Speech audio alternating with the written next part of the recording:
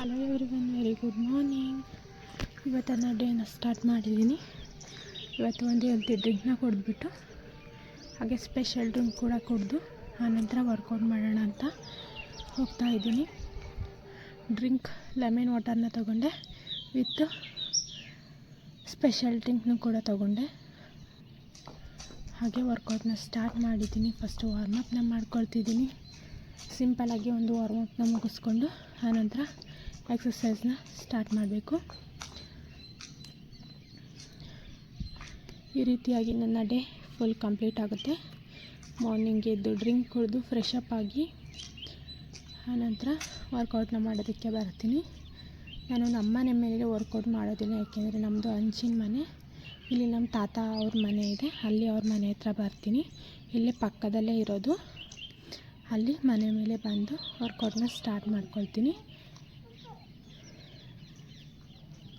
ಈ ರೀತಿಯಾಗಿ ಸಿಂಪಲಾಗಿ ಎಕ್ಸಸೈಸ್ಗಳನ್ನ ಮುಗಿಸ್ಕೊಳ್ಳೋಣ. ಈಸಿಯಾಗಿರೋಂಥವನ್ನೇ ಮಾಡಿದ್ದೀನಿ, ಎಲ್ರಿಗೂ ಈಸಿ ಬಿಗಿನರ್ಸ್ಗಳಿಗೆ ಹೆಲ್ಪ್ ಆಗಲಿ ಅಂತ ನಾನು ಕೂಡ ಸಿಂಪಲ್ ಎಕ್ಸಸೈಸ್ಗಳನ್ನೇ ಅದನ್ನೇ ಸ್ವಲ್ಪ ಜಾಸ್ತಿ ಹೊತ್ತು ಮಾಡಿದರೆ ಅದೇ ವರ್ಕೌಟ್ ಮುಗ್ದೇ ಹೋಗುತ್ತೆ.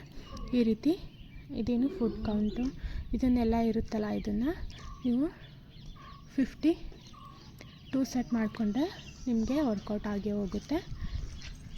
ಇದನ್ನೇ ಸಿಂಪಲ್ ಎಕ್ಸಸೈಸ್ಗಳನ್ನೇ ನೀವು 100 ಟೈಮ್ ಮಾಡಿಕೊಂಡ್ರೆ ಮುಗ್ದೋಗುತ್ತೆ.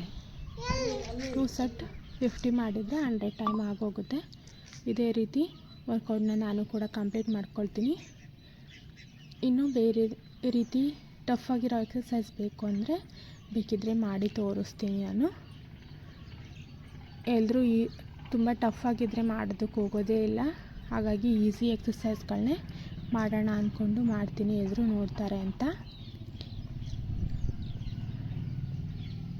ಇವತ್ತಿನ ಈ ರೀತಿ ಈಸಿ ಎಕ್ಸಸೈಸ್ಗಳನ್ನ ಮಾಡಿಕೊಂಡು ಮುಗಿಸ್ಕೊಂಡಿದ್ದೀನಿ.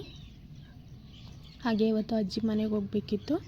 ಹಾಗೆ ತಿಂಡಿ ಏನೂ ತಿನ್ನೋದಿಲ್ಲ, ಹಾಗೆ ಡ್ರಿಂಕ್ ಕೂಡ ಕುಡಿಯೋದಿಲ್ಲ. ಸೀದಾ ವರ್ಕೌಟ್ನ ಮುಗಿಸಿ ಅಮ್ಮ ಅಂಗಡಿಗೆ ಹೋಗೋ ಅಷ್ಟರಲ್ಲಿ ನನ್ನ ಅಜ್ಜಿ ಮನೆಗೆ ಬಿಟ್ಟು ಅವ್ರ ಅಂಗಡಿಗೆ ಹೋಗಬೇಕು. ಹಾಗಾಗಿ ಅವ್ರ ಜೊತೆನೇ ನಾನು ಹೋಗ್ತೀನಿ. ಅಮ್ಮ ಟೈಲರ್ ಶಾಪ್ ಇರೋದು ಕೂಡ ಅಜ್ಜಿ ಊರಲ್ಲೇ. ಅದು ತುಂಬ ದೊಡ್ಡ ಊರು, ನಮ್ಮದು ಚಿಕ್ಕ ಊರು. ಹಾಗಾಗಿ ಅದು ರೋಡ್ ಸೈಡ್ ಇರೋದ್ರಿಂದ ಅಲ್ಲಿ ಅಂಗಡಿನ ಮಾಡ್ಕೊಂಡಿದ್ದಾರೆ, ಟೈಲರ್ ಶಾಪ್ನ.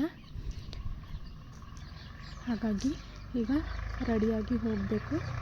ಅಲ್ಲಿಗೆ ಹೋದ ನಂತರ ಅಲ್ಲಿ ಹೇಗಿದೆ ಅದನ್ನೆಲ್ಲ ಕೂಡ ವಿಡಿಯೋ ಹಾಕ್ತೀನಿ, ಮಿಸ್ ಮಾಡಿದೆ ನೋಡಿ ಫುಲ್ ವಿಡಿಯೋ ಕೊನೆ ತನಕ. ಇದೇನು ಈ ಎಕ್ಸಸೈಸ್ ಇದೆಯಲ್ಲ, ನಿಮಗೆ ತುಂಬ ಬೆನಿಫಿಟ್ ಬರುತ್ತೆ. ಇದರಿಂದ ಹೊಟ್ಟೆ ಬೊಜ್ಜು ಅಥವಾ ಕೈಯಲ್ಲಿ ಏನು ಬಜ್ಜಿರುತ್ತೋ ಅದನ್ನೆಲ್ಲ ಕಮ್ಮಿ ಮಾಡೋದಕ್ಕೆ ನಿಮಗೆ ತುಂಬ ಹೆಲ್ಪ್ ಆಗುತ್ತೆ. ಅದು ಮುಗಿಸ್ಕೊಂಡ ನಂತರ ಈ ರೀತಿ ಒಂದು 10 ಸೆಕೆಂಡ್ ಹೋಲ್ಡ್ ಆಗಿರಿ. ನಿಮ್ಗೆ ಎಷ್ಟೊತ್ತಾಗುತ್ತೋ ಅಷ್ಟೊತ್ತು ಹೋಲ್ಡ್ ಆಗಿ ಆನಂತರ ಸ್ಟಾಪ್ ಮಾಡ್ಬೋದು. ಹಾಗೆ ಇದು ಒಂದು 2 ಎಕ್ಸ್ಟ್ರಾ ಎಕ್ಸಸೈಸ್ನ ಇವತ್ತು ಫಸ್ಟ್ ಟ್ರೈ ಮಾಡಿದ್ದೀನಿ, ನಿಮಗೂ ಕೂಡ ಶೇರ್ ಮಾಡ್ತಾಯಿದ್ದೀನಿ. ಇದು ತುಂಬ ಬೆನಿಫಿಟ್ ಆಗಿದೆ, ನಿಮಗೆ ವರ್ಕೌಟ್ ಆಗುತ್ತೆ ಈ ಎಕ್ಸಸೈಸ್ ಮಾಡಿದರೂ ಕೂಡ. ಈ ಎಕ್ಸಸೈಸ್ನ ಈಗ ಕಂಪ್ಲೀಟ್ ಮಾಡ್ಕೊಳ್ಳೋಣ. ಈಗ ಹೊರಡೋ ಟೈಮ್ ಬಂತು. ಅಜ್ಜಿ ಮನೆಗೆ ಬಂದಿದ್ದೀನಿ. ಇಲ್ಲಿ ತೋಟ ಇದೆ, ತೋಟ ಸುತ್ತಲೂ ತೋಟ, ಮಧ್ಯದಲ್ಲಿ ಮನೆ. ನನಗಂತೂ ಇಲ್ಲಿಗೆ ಬಂದರೆ ಎಲ್ಲೂ ಹೋಗೋದಕ್ಕೆ ಮನಸ್ಸೇ ಬರಲ್ಲ, ಇಲ್ಲೇ ಇರೋಣ ಅನ್ನಂಗಾಗುತ್ತೆ. ಇದು ಮನೆ ಅಜ್ಜಿ ಅವ್ರದ್ದು, ಅಂದರೆ ಮಾಮ, ಅತ್ತೆ, ಅಜ್ಜಿ 3 ಜನ ಇದ್ದಾರೆ. ಅವ್ರ ಮಕ್ಕಳು ಕೂಡ ಇದ್ದಾರೆ, 2 ಗಂಡು ಮಕ್ಕಳು. ಅವರು ಸ್ಕೂಲ್ಗೆ ಹೋಗಿದ್ದಾರೆ. ಇಲ್ಲಿ ಈಗ ಫೌಂಡೇಶನ್ ಎಲ್ಲ ಆಗಿದೆ, ಇದು ಮನೆ ಕಟ್ಟೋದಕ್ಕೆ. ಇದು ತುಂಬ ಹಳೆ ಮನೆ, ಅಮ್ಮ ಅವರು ಚಿಕ್ಕವರಿದ್ದಾಗ ಕಟ್ಟಿರೋಂಥ ಮನೆ. ಎಷ್ಟು ಇನ್ನೂ ನೀಟಾಗಿ ಚೆನ್ನಾಗಿದೆ. ಇದೆಲ್ಲ ಇನ್ನೂ ತುಂಬ ವರ್ಷ ಬಾಳ್ಬೋದು, ಅಷ್ಟು ಚೆನ್ನಾಗಿದೆ ಮನೆ ಅಂತೂ.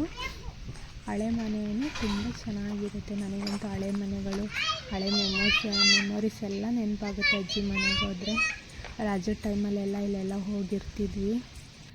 ಅಣ್ಣ, ಅಕ್ಕ, ಅಂದರೆ ದೊಡ್ಡಮ್ಮನ ಮಕ್ಕಳು, ನಾವು ಎಲ್ಲರೂ ಹೋಗಿರ್ತಿದ್ವಿ. ಅದೆಲ್ಲ ನೆನಪಾಗುತ್ತೆ ಈಗಲೂ ಥರ. ಈಗ ಹೋಗಿರೋಕ್ಕೆ ಆಗೋದಿಲ್ಲ. ಏನಾದರೂ ಹಬ್ಬ ಬಂದರೆ ಒಂದಿನ ಹೋಗಿ ವಾಪಸ್ ಬಂದುಬಿಡ್ತೀವಿ.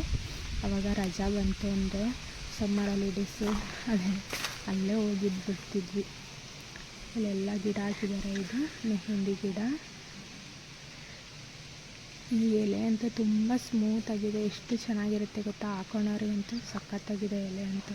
ಅಷ್ಟು ಸ್ಮೂತ್, ಬಾಯಿಗಿಟ್ಟರೆ ಕರ್ಗೆ ಹೋಗುತ್ತೆ ಅನ್ನೋ ಅಷ್ಟು ಚೆನ್ನಾಗಿರುತ್ತೆ ಎಲೆ. ಟೇಸ್ಟು ಕೂಡ ನಾನು ಕೂಡ ಹಾಕ್ಕೊಂಡಿದ್ದೀನಿ ಒಂದ್ಸಲ. ಇದು ಹಿತ್ಲವರೆಕಾಯಿ ಅಂತಾರಲ್ಲ ಅದು. ಈಗ ತಾನೇ ಬಿಡ್ತಾ ಇದೆ, ಇನ್ನೇನು ಬಿಡೋ ಟೈಮ್ ಸ್ಟಾರ್ಟ್ ಆಗಿದೆಯಲ್ಲ. ಇದು ನಿಂಬೆ ಗಿಡ. ನಮ್ಮ ಮಾಮನ ಮಕ್ಕಳು ಇಬ್ಬರು ಕೂಡ ಪ್ಲ್ಯಾಂಟ್ ಬೆಳೆಸೋದು, ಈ ರೀತಿ ಹಣ್ಣಿನ ಗಿಡಗಳು ಬೆಳೆಸೋದು ಅಂದರೆ ಅವರಿಗಿಬ್ಬರಿಗೂ ತುಂಬ ಇಷ್ಟ. ಇದು ಹತ್ತಿ ಬಿಡುತ್ತಲ್ಲ ಆ ಗಿಡ, ಈಗಿನ್ನೂ ಹೂವಾಗಿದೆ, ಬಿಟ್ಟು ಇನ್ನು.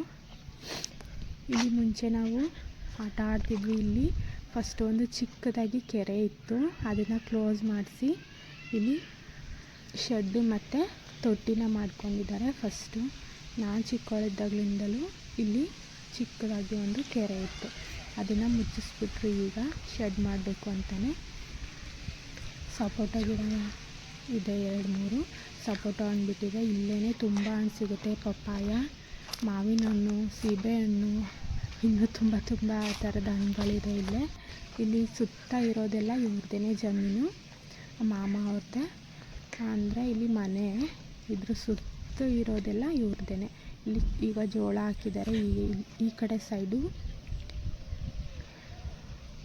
ಇದಕ್ಕೆ ಈರುಳ್ಳಿ ಮತ್ತು ಬೆಳ್ಳುಳ್ಳಿ, ಕೊತ್ತಂಬರಿ ಮತ್ತು ಮೆಂತ್ಯ ಸೊಪ್ಪು ಎಲ್ಲನೂ ಹಾಕಿದ್ದಾರೆ ಇದರೊಳಗೆ. ಈರುಳ್ಳಿ ಬೆಳ್ಳುಳ್ಳಿ ಒಳಗಡೆ ಅವರು ಮೆಂತ್ಯ, ಸಾಂಬಾರು ಸೊಪ್ಪು ಎಲ್ಲ ಬೆಳೀತಾರೆ ಮನೆಗೆ ಬೇಕಾದಷ್ಟು. ಈರುಳ್ಳಿ ಬೆಳ್ಳುಳ್ಳಿ ಎಲ್ಲ ಜಾಸ್ತಿನೇ ಬೆಳೀತಾ ಇರ್ತಾರೆ ಯಾವಾಗಲೂ ಕೂಡ.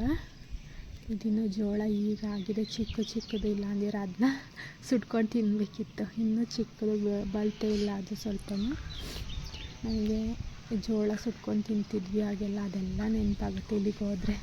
ಇಲ್ಲೇ ನನಗೆ ತುಂಬ ಮೆಮೊರೀಸ್ ಎಲ್ಲ ಇರೋದು ಚಿಕ್ಕ ಮಕ್ಕಳಲ್ಲಿ ಆಗಿದ್ದಾಗ. ಅಜ್ಜಿ ಮನೆಯಲ್ಲೇ ಬೆಳೆದಿದ್ದು, ಹಾಗಾಗಿ ಅಲ್ಲಿಗೆ ಹೋದರೆ ಏನೋ ಒಂಥರ ಎಮೋಷನ್ ಆಗಿರುತ್ತೆ. ಸಪೋಟ ಹಣ್ಣು ಕೂಡ ತುಂಬಾ ಚೆನ್ನಾಗಿ ಬಿಟ್ಟಿತ್ತು, ಚಿಕ್ಕ ಗಿಡದಲ್ಲೇ ಎಷ್ಟೊಂದು ಹಣ್ಣು ಬಿಟ್ಟಿತ್ತು ಅಂದರೆ ಸಖತ್ತಾಗಿ ಬಿಟ್ಟಿದೆ ಒಳ್ಳೆ. ನನ್ನ ತಮ್ಮ ಎಲ್ಲ ಬೆಳೆಸಿದ್ದಾನೆ, ತುಂಬ ಚೆನ್ನಾಗಿದೆ. ಅದು ಕುಬೇರ ಪ್ಲ್ಯಾಂಟು, ಇವೆಲ್ಲ ವೆರೈಟಿ ಪ್ಲ್ಯಾಂಟ್ಗಳನ್ನ ಬೆಳೆಸಿದ್ದಾನೆ.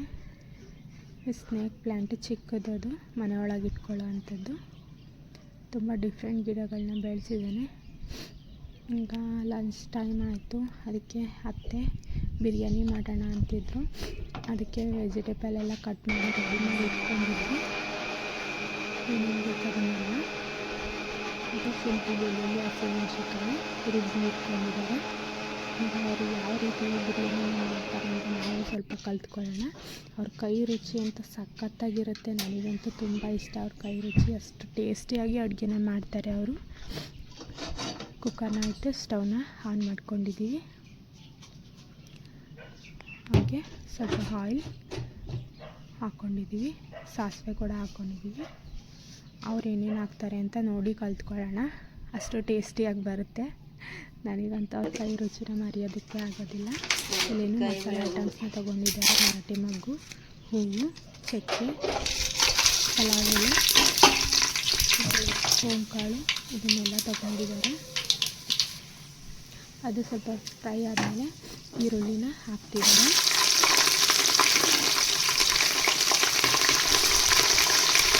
ಇದನ್ನು ಫ್ರೈ ಮಾಡ್ತಿದ್ವಿ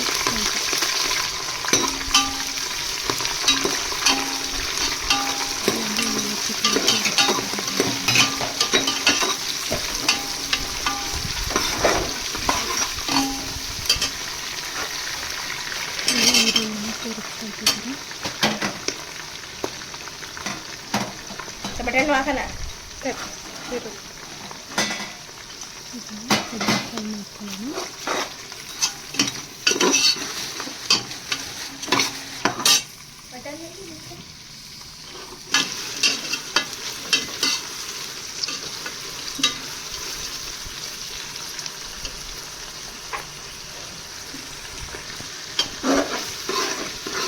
ಅದು ಫ್ರೈ ಆದಮೇಲೆ ಅದಕ್ಕೆ ಟೊಮೆಟೊನ ಸೇರಿಸ್ಕೊಳ್ಳೋಣ.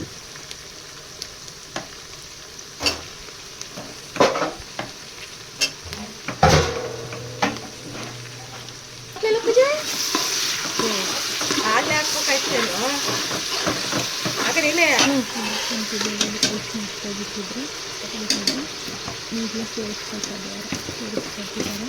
ಇದನ್ನು ನೀರಲ್ಲಿ ಹಾಕ್ತಿವಲ್ಲ ಅದನ್ನು ಸೇರಿಸ್ಕೊಳ್ಳೋಕ್ಕೆ ಮಿಕ್ಸಾಗಿ ಪರವಾಗಿಲ್ಲ ಈಗಲೇ ಸೇರಿಸ್ಕೊಳ್ಳೋಣ. ಆಗುತ್ತಲ್ವ?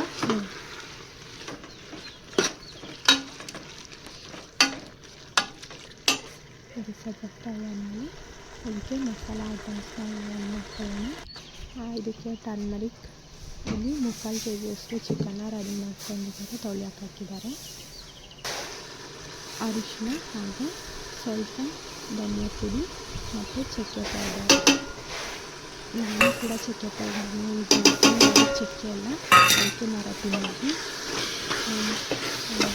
ಬೇರೆ ಐಟಮ್ಸ್ ಪಲಾವಿಗೆ ಇದನ್ನೆಲ್ಲ ಹಾಕಿ ಗ್ರೈಂಡ್ ಮಾಡಿ ಇಟ್ಕೊಂಡಿರ್ತೀನಿ.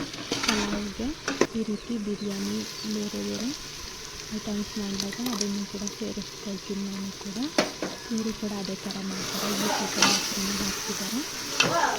ಅದಕ್ಕೆ ಹಾಕಿ ಲೋಟಲ್ಲಿ 1 ಲೋಟದಷ್ಟು ಮೊಸರನ್ನ ಸೇರಿಸ್ಕೊಳ್ತಿದ್ದಾರೆ.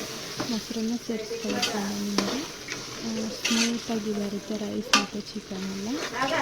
ಮೊಸರನ್ನ ಸೇರಿಸ್ಕೊಳ್ಳೋಕ್ಕೆ ಇದು ಸ್ವಲ್ಪ ಬೆಂದಮೇಲೆ ಇದಕ್ಕೆ ಚಿಕನ್ನ ಹಾಕ್ಕೊಳ್ತಿದ್ದೀನಿ. ಹಾಗೆ ಉಪ್ಪು ಕೂಡ ಸೇರಿಸ್ಕೊಳ್ಳಿ ಇದ್ರ ಜೊತೆನೇ.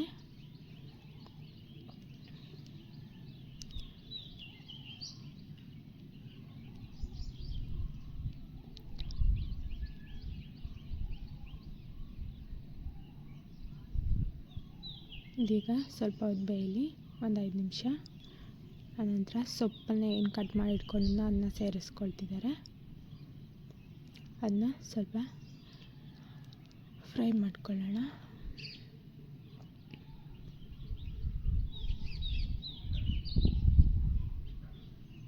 ಈಗ ಈ ಹಂತದಲ್ಲಿ ನಾನು ಅಕ್ಕಿನ ಸೇರಿಸ್ಕೊಳ್ತಾರೆ. ಇಲ್ಲಿ 1 kg ಅಷ್ಟು ಅಕ್ಕಿನ ತಗೊಂಡಿದ್ದಾರೆ.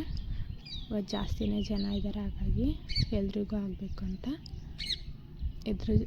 ಬರೀ ಇಷ್ಟು ಬಿರಿಯಾನಿ ಆದರೆ ನಮ್ಮ ಮನೆಯಲ್ಲಿ ಒಂದು ಅರ್ಧ ಜನಕ್ಕೂ ಆಗೋದಿಲ್ಲ, ಅಷ್ಟು ಜನ ಇದ್ದಾರೆ ಇಲ್ಲಿ. ಹಾಗಾಗಿ ಅದ್ರ ಜೊತೆ ಚಿಕನ್ ಸಾಂಬಾರು, ರೈಸ್, ಮುದ್ದೆ ಕೂಡ ಇರುತ್ತೆ. ಸ್ವಲ್ಪ ಎಲ್ಲವನ್ನು ಬಡಿಸ್ತಾರೆ. ನನಗೆ ನನ್ನ ತಮ್ಮಂದಿರಿಗೆ 3 ಜನಕ್ಕೂ ಬಿರಿಯಾನಿನೇ ಯಾವಾಗಲೂ ಬೇಕು. ಹಾಗಾಗಿ ಬಿರಿಯಾನಿನ ಮಾಡ್ತಿದ್ದಾರೆ ನಮಗೋಸ್ಕರ. ಇನ್ನೆಲ್ರಿಗೂ ಚಿಕನ್ ಸಾರು, ರೈಸ್, ಮುದ್ದೆ ಎಲ್ಲ ಇರುತ್ತೆ. ಈ ನಂತರ ಅಕ್ಕಿ ಹಾಕಾದ್ಮೇಲೆ ನೀರನ್ನ ಸೇರಿಸ್ಕೊಳ್ತಿದ್ದಾರೆ. ಅಂದರೆ ರುಚಿ ನೋಡಿ ಇನ್ನು ಸ್ವಲ್ಪ ಉಪ್ಪು ಬೇಕಿದ್ರೆ ಸೇರಿಸ್ಕೋಬೇಕು. ಇಲ್ಲಿ ಎಷ್ಟು ನೀರು ಹಾಕಿದ್ರು ಅಂತ ನಂಗೆ ಗೊತ್ತಿಲ್ಲ, ಅವರೇ ಚೊಂಬಲ್ಲೇ ಉಯ್ದುಬಿಟ್ರು. ಎಷ್ಟು ಅಂತ ಅಳತೆ ಗೊತ್ತಾಗಲಿಲ್ಲ ನನಗೆ. ಈಗ ಇದು ಕುದಿ ಬಂದಿದೆ. ಕುದಿ ಬಂದಮೇಲೆ ಇದನ್ನ ಡಕ್ಕನ್ ಹಾಕಿ 1 ವಿಷಲ್ ಹಾಕಿಸ್ಕೊಳ್ಳೋಣ.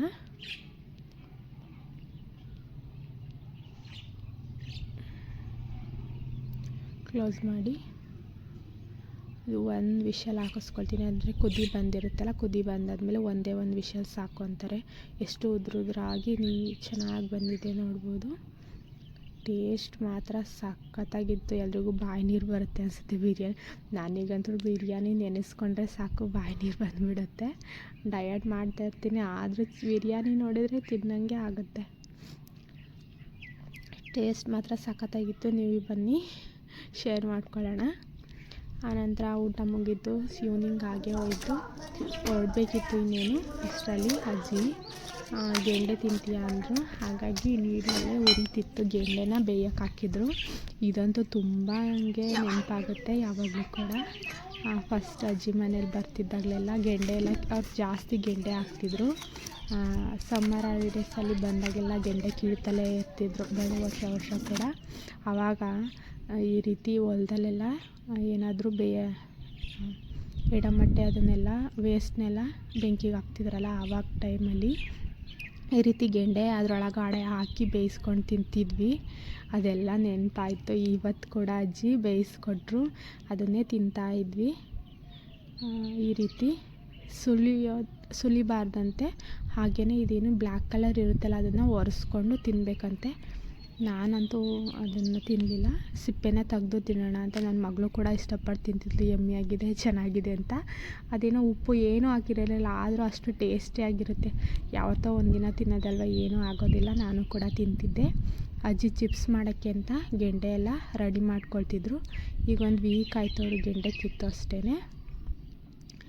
ಎಷ್ಟು ಚೆನ್ನಾಗಿರುತ್ತೆ ಅಂದರೆ ಈ ಥರ ಬೇಯಿಸ್ಕೊಂಡು ತಿಂದು ಮರೆಯೋಕ್ಕೆ ಆಗಲ್ಲ ಹಳೆ ಮೆಮೊರೀಸ್ಗಳನ್ನ. ಓಕೆ, ನೆಕ್ಸ್ಟ್ ವೀಡಿಯೋ ಸಿಗೋಣ. ಇವತ್ತಿನ ವೀಡಿಯೋ ಇಷ್ಟೇ. ಈವ್ನಿಂಗ್ ಸ್ನ್ಯಾಕ್ಸ್ಗೆ ಇದೆ ಅಂದ್ಕೊಳ್ಳಿ. ಈವ್ನಿಂಗ್ ಟೈಮಲ್ಲಿ ಇದನ್ನು ತೊಗೊಂಡಿದ್ದೆ, ಹಾಗಾಗಿ ಡಿನ್ನರ್ ಟೈಮ್ ಅಷ್ಟರಲ್ಲಿ ಲೇಟ್ ಆಗುತ್ತೆ ಅಂತ ಹೀಗೆ ಮುಗಿಸ್ತಾ ಇದ್ದೀನಿ.